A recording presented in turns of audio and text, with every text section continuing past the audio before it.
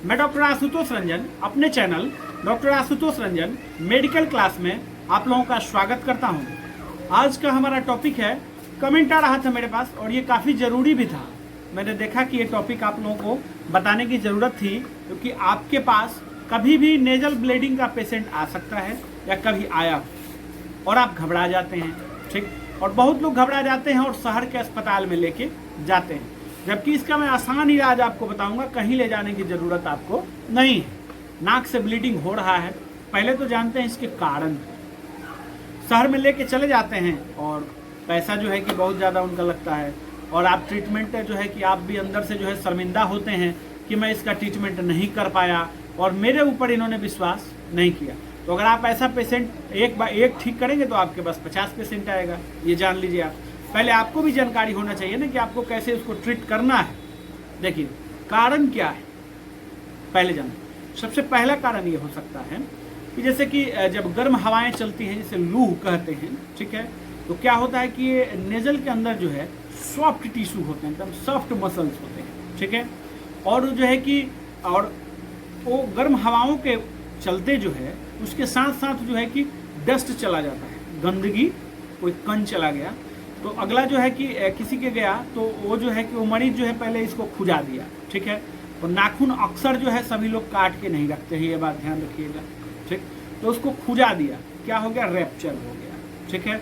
Rapture हो गया तो रैप्चर हो गया तो फिर जो है वहाँ से ब्लीडिंग आने लगेगा, ठीक। एक कारण ये हो गया। दूसरा कारण क्या हो सकता है, दूसरा कारण हो सकता है कि जब इसमें काफ़ी जो है सूखा हो जाता है, गर्म हवाओं के चलते जो है कभी कभी गर्म हवाएं इतनी तेज होती हैं और डस्ट जो है चला जाता है, तो उसके जो है कि तेजी के चलते जो है कभी कभी इसमें रैप्चर हो जाता है, ठीक। तो आपने ये देखा होगा कि किसी व्यक्ति को ड्रॉप डाल दिया जाता है तो ठीक हो जाता है, और ग्रामीण क्षेत्र में तो और हमने तो देखा है ऐसा पेशेंट कि घी डाल दिया जाता है, गाय का घी, उससे भी ठीक हो जाता है। क्यों ठीक हो जाता है उससे? क्योंकि गाय का घी जो है अंदर जाके इसको मुलायम कर देता है, ठीक, मुलायम कर देता है उस टिश्यू को, तो उसका जो है कि ब्लीडिंग आना बंद हो जाता है, ठीक है।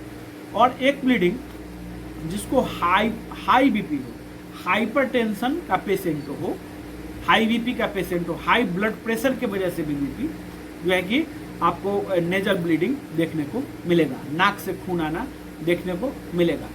एक कारण और है, ठीक है। अब किसी को ब्लड कैंसर हो गया हो, ठीक, तो खैर उसे आप तो यहाँ पर नहीं ट्रीट कर सकते हैं, बट सिम्टम जान जाइएगा, सिम्टम आप जान जाइएगा तो आप रेफर कर दीजिएगा, तो पेशेंट की जान बच जाएगी, समझ के चलिए। और प्लेटलेट जब डाउन हो जाता है, डेंगू में भी नाक से ब्लीडिंग आता है, ठीक। तो डेंगू में तो नाक से ब्लीडिंग आता है, तो उसमें प्लेटलेट डाउन हो गया, प्लेटलेट टूट गया तो ब्लीडिंग आता है। तो आपको समझ में आ जाएगा सिम्टम से। चलिए स्टार्ट करते हैं। पहला तो हमने जान लिया। पहले अगर मान के चले इसमें रैप्चर हो गया है, नाक में जो है रैप्चर हो गया है, तो आप क्या करेंगे, घी भी डाल देंगे तो ठीक हो जाएगा, या आप नेजल ड्रॉप दे दीजिए। ये देख लीजिएगा, ये नेजल ड्रॉप, इसको डालने के लिए आप दे दीजिएगा तो ठीक हो जाएगा। इसके साथ जो है कि 5 दिन एक छोटा सा एंटीबायोटिक, बहुत छोटा सा एंटीबायोटिक, मेगापेन, एम्पिलॉक्स, इसको चला सकते हैं आप, सुबह शाम चलाएंगे।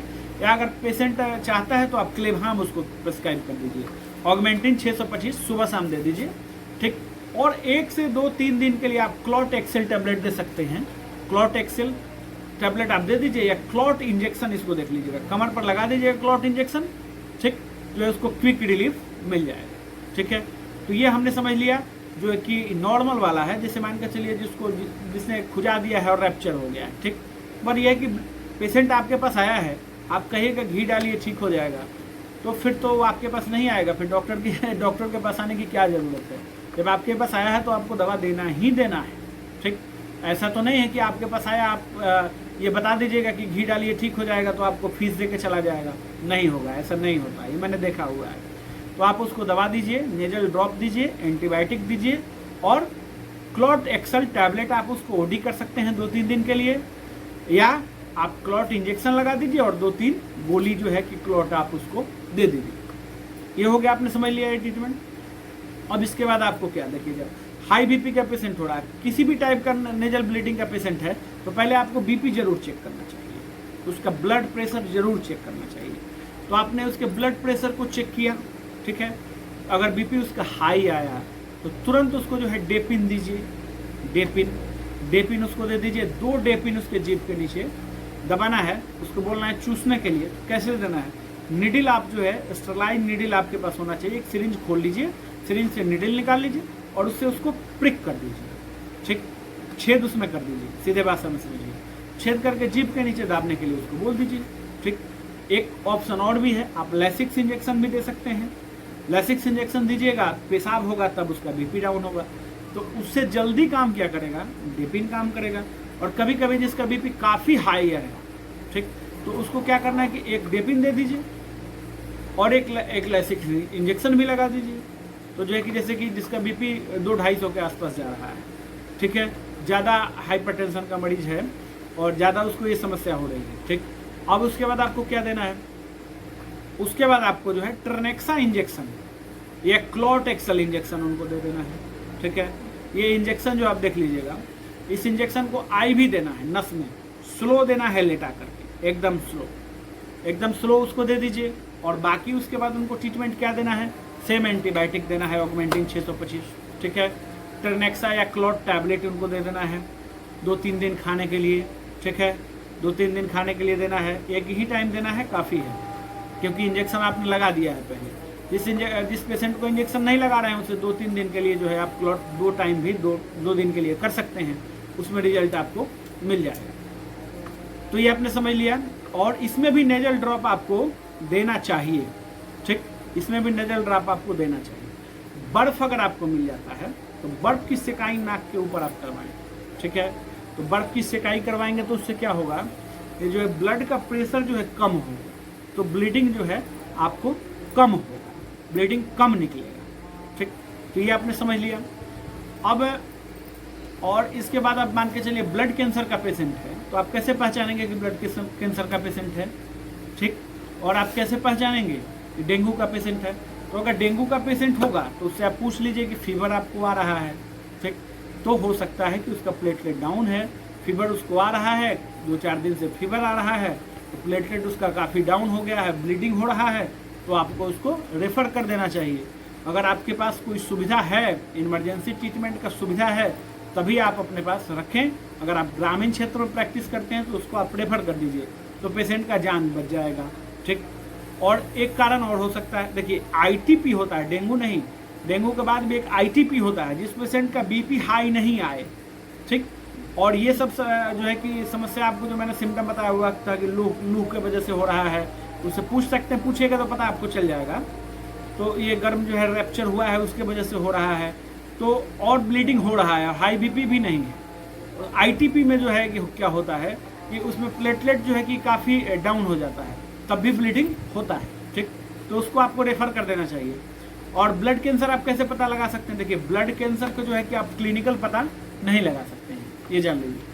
तो ब्लड कैंसर के लिए भी जो है आपको देखिए आपको 3 टाइप का ही पेशेंट आपको ट्रीट करना है, ये समझ लीजिए। ये जो मैंने शुरू में बताया हुआ है, एक गर्म लू की वजह से, एक रैप्चर हो गया है सो, और एक हाई BP का पेशेंट है, ठीक है।